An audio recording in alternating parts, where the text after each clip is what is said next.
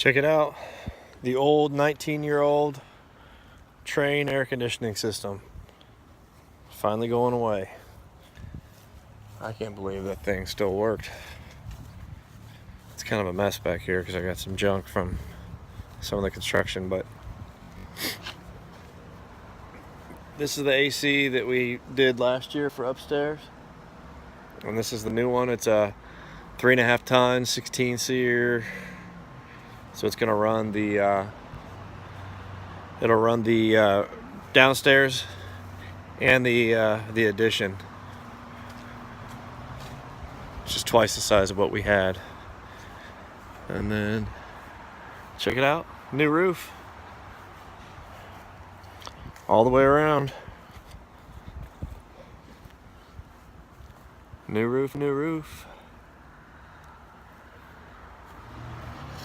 I think they're opening up inside here. Let's take a look.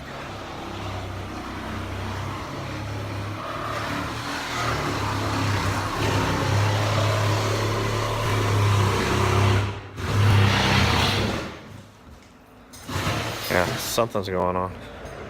I probably shouldn't be in there.